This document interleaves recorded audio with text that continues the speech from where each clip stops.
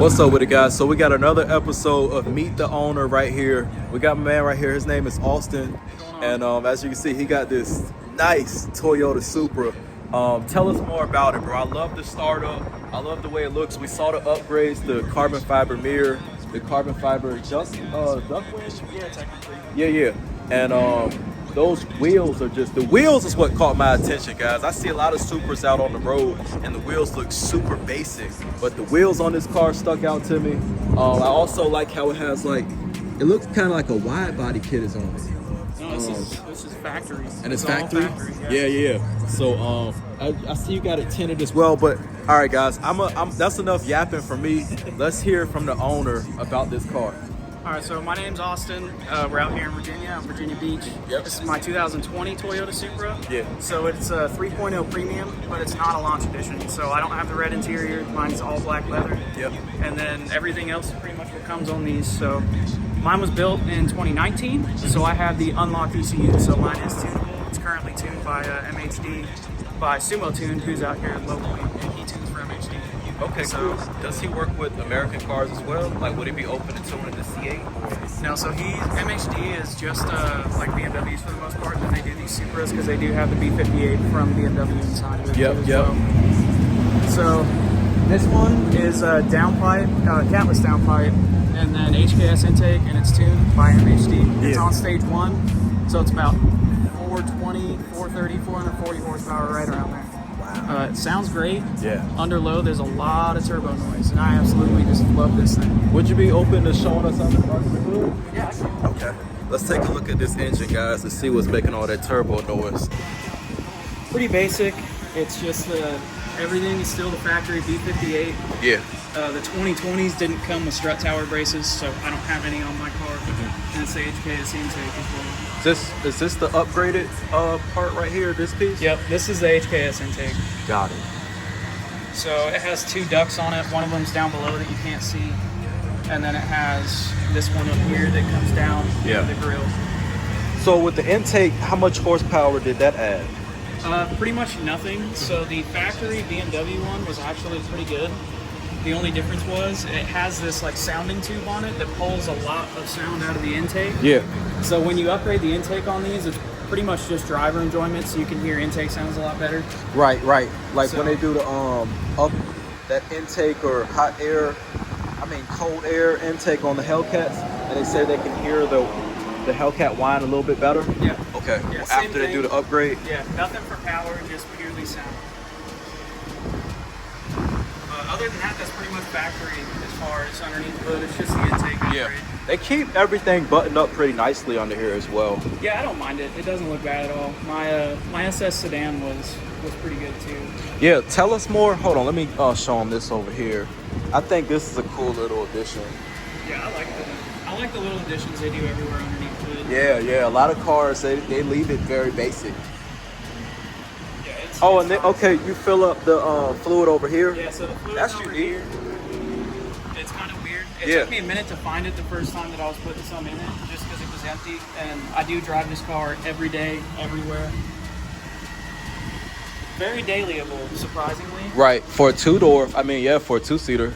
It's just a pain when you're trying to keep it a little bit slower. So I'm not on very good tires with Yeah. the factory wheels right now. Mm-hmm. When it gets to raining pretty bad, I have to keep it under the speed limit. Wow. In most areas, it gets pretty bad. And this is basically stock with the tune, right?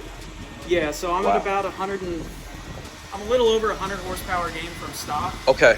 But the way that the boost and the torque ramps in is crazy compared to where it was factory. Are these the factory headlights? Yeah, they are. Oh, yeah.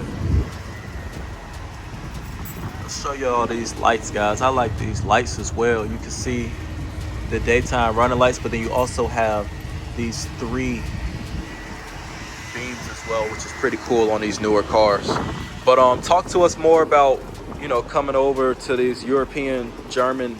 It's Toyota, but it's basically a BMW. It is a BMW. So tell us more about coming from an American Chevy SS sedan to this. What was that like? It was a big change. Yeah. Something like this, it undercuts the SS sedan by 600 or 700 pounds. So I had to get used to that feeling of it's also just a way smaller car. Right. So going in and out of like traffic and stuff like that. Yeah. I drive this pretty tame. Yeah. I'm not like one of those guys that rips through cars and stuff on traffic, so I don't do all that, but super, super good with its handling. And nimble. Like, I'm sure going on exit ramps or enter ramps, probably this thing is a blast compared to the Chevy. Yeah, super nimble. I Yeah. mean, the steering lacks a little bit of luster as far as what I like, but compared to the SS, it's still way better. Gotcha. Yeah.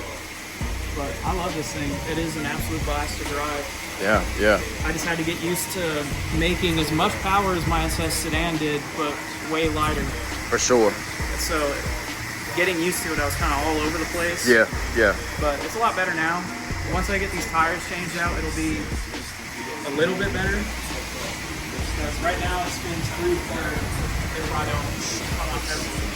So as I hope the camera is picking this up, guys. Another unique thing about this car, you can see the scoop right here in the middle, which is pretty cool. It has like, it makes the car look a lot faster.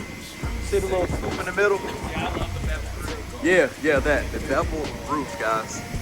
That thing really adds a lot of depth to this car and vehicle. I think it would look very basic without the beveled roof in there. Same thing with the C8. It has a little bevel in it as well, but not as much as this Supra though. The Supra is definitely a little bit more aggressive when it comes to the bevel on the roof, guys. But yeah, man, is there anything else you want to add to this Meet the Owner episode? For anyone that's thinking about getting one of these, do it. Yeah. It was easily one of the best decisions I've made. The market's up a little high right now, but I'd try to snag one while you can. These are great cars. I've never had any problems with it. I've had it for a little over a year now. And they're just exciting and super fun to drive around for what they are. So I'd definitely get one if you have the chance to. Yeah, for sure, guys. I test drove one. I took y'all along for that test drive back about 4 years ago. And I ended up going with the Polaris Slingshot because it was about half the price. But this car right here, it's aging very gracefully. It's still sticking around. Like you said, the market is kind of high right now. And these cars have been out since 2020. Yeah. So they were first getting made around 2019. And yeah, I mean, this is definitely growing on me now. So we'll see, guys. I'm considering getting rid of the Charger Scat Pack and getting something a little bit more fuel efficient. And it sounds like Austin here just confirmed that this would be a little more fuel efficient than that Charger Scat Pack for sure. Yeah. Even tuned, I'm averaging like 19. That's with a lot of city driving on my way to work. Yeah. On the highway, it sits like 26, 27, which for an almost 500 horsepower sports car, is pretty solid. It is, exactly. Can't complain about that. Yeah. Yeah. So is this the 6-cylinder with turbo or? Yeah. This is the 3-liter V58. Got it. And they have a 4-cylinder turbo or no? Yeah, so those ones are kind of hard to like pick the differences out if you don't know what you're looking for. Like the really base model wheels that they have for those is kind of the biggest thing with them. Right. And then the exhaust is actually smaller on the 2 liters. Got it. But as far as that, I mean, there's not a whole lot of differences between the two. And the V48 is still a great motor. Got it. And reliable? Oh yeah, and it's still powerful. It's definitely not a 4-cylinder to sleep on still. So the biggest way to tell the difference is by the GR badge or no? No, so all of these are GR Supras because all the Supras are made with the Gazoo Racing Division out in Japan. Got it. So all of them have. Got it. And is there any upgrades you did to the interior? No, interior is still completely stock. I haven't really touched it yet. I'm working towards getting into some different wheels for this car, and then with that, getting new tires as well. Since these ones can't really handle the added power that I have. Yeah. But that's kind of given when you do stuff like that. I should have gotten some tires first, but I wanted to jump on power while I could. Yeah. I mean, you got 275s on here. So, yeah, guys, this is gonna conclude today's video. Could I show them the interior one more time? Yeah, that's fine. I think it's And a little dirty, but no, it's all good, man. I just like this kick plate right here that says Toyota Supra on it. It's clean, sleek, and straight to the point. Like the C8 has a whole ton of buttons all over the place, and like, but I do like that this Supra over here is sleek, clean, and straight to the point, guys. And but yeah, y'all comment down below. Let me know what you want to see next. I appreciate y'all checking out this Meet the Owner episode right here. Brick by brick for life. See you at the top.